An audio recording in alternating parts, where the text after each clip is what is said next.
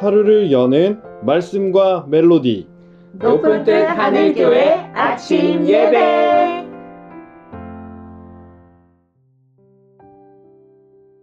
(9월 24일) 화요일에 인사드립니다. 반갑습니다.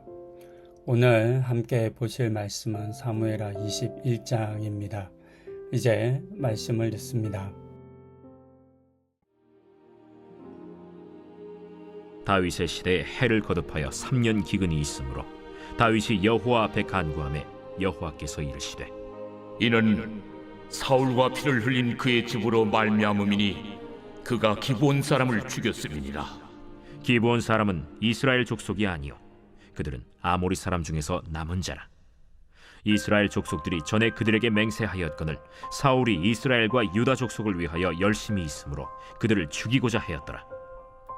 이에 왕이 기브온 사람을 불러 그들에게 물으니라. 다윗이 그들에게 묻되 내가 너희를 위하여 어떻게 하랴? 내가 어떻게 속죄하여야 너희가 여호와의 기업을 위하여 복을 빌겠느냐?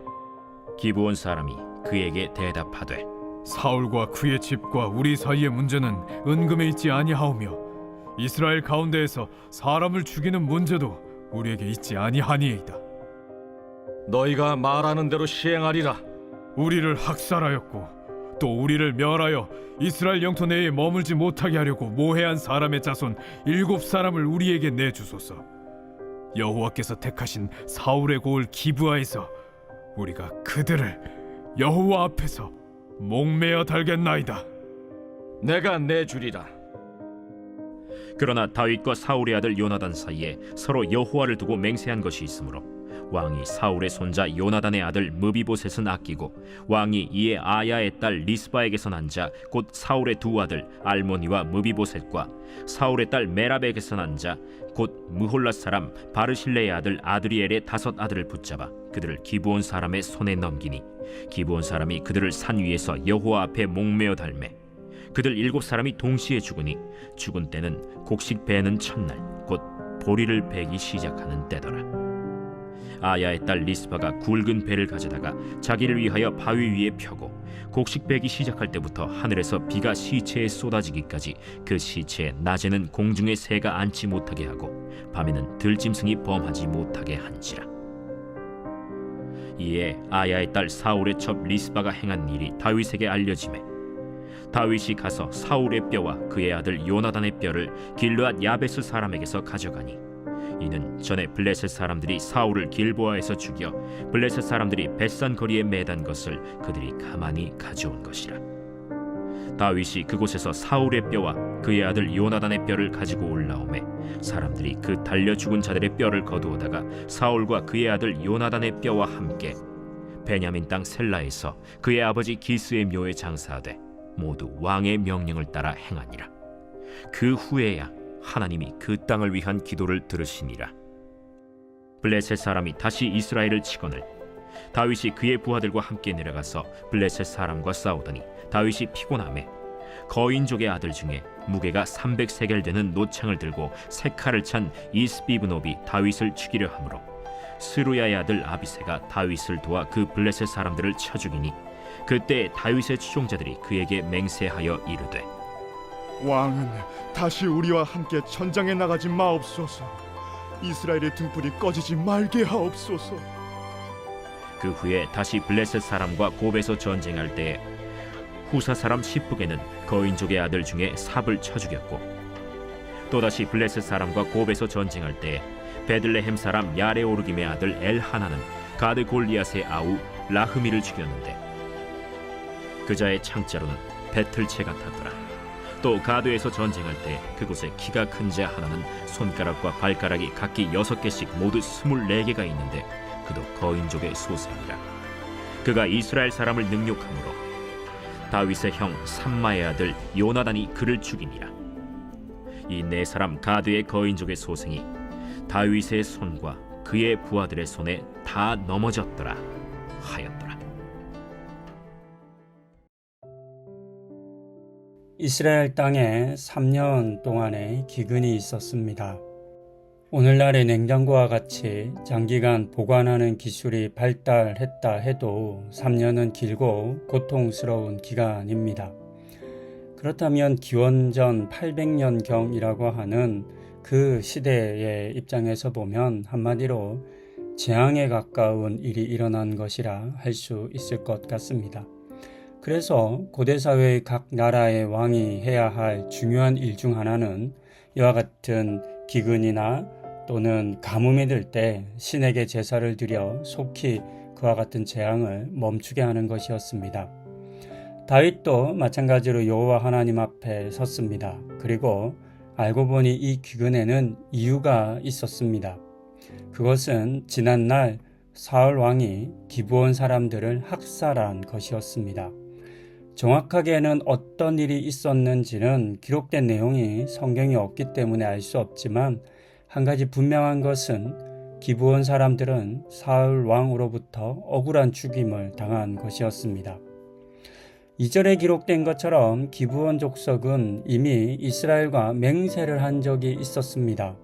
서로 공격하지 않고 평화롭게 지낸다라고 하는 맹세였을 것입니다.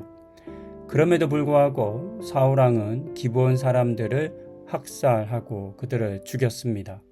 그리고 오랜 시간이 흘렀고 그렇게 그 사건은 잊혀지는 것 같았습니다.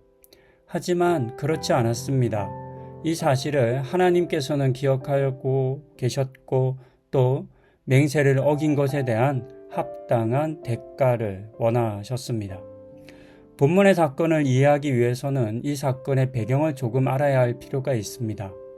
먼저 기브온 족속은 원래 아모리 족속의 사람들이었는데 여호수아와 화친을 맺어 살아남을 수 있었습니다.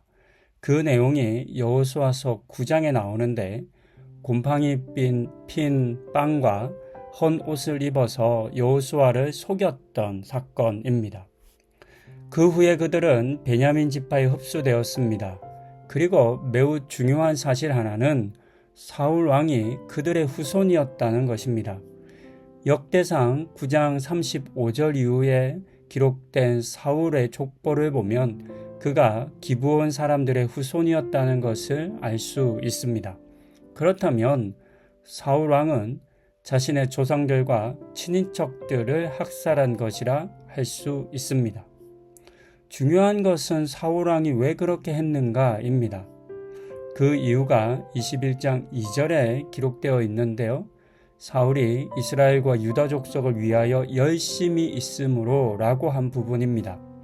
해석하면 정통성이 부족했었던 사울 왕은 자칫 자신이 기브온 사람들을 위한 왕이 될 것을 우려한 이스라엘 지파와 또 유대 지파 사람들의 환심을 얻기 위해서 먼저 기브온 사람들, 자신이 속했던 자신의 조상인 기브온 사람들을 죽였던 것입니다. 하지만 사울이 왕이 되었다고 해서 기브온 사람들이 무엇인가를 먼저 요구하지 않았습니다.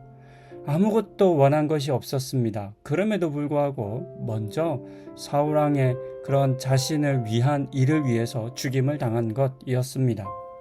그러니 그 억울함이 얼마나 컸겠습니까? 그래서 그들은 이 사건을 잊지 못하고 있었을 것입니다. 그리고 스스로 힘이 없기 때문에 아무것도 할 수 없다 이겼을 겁니다. 다만 누군가 자신들의 억울함을 풀어주기만을 바라고 있었을 것입니다. 이와 같은 기브온 사람들의 아픔과 원망을 하나님께서는 아셨습니다. 또 하나님께서 직접 풀어주셨습니다. 그 내용이 오늘의 본문입니다. 우리는 이와 같은 사실을 통해서 다음과 같은 적용을 할 수 있을 것 같습니다. 첫 번째는 자신의 자리나 성공을 위해 누군가를 희생시키시는 일은 하나님 보시기에 악한 일이라는 사실입니다. 또한 그와 같은 악을 하나님께서는 결코 잊지 않으신다라고 하는 사실을 우리는 두 번째로 알 수 있습니다.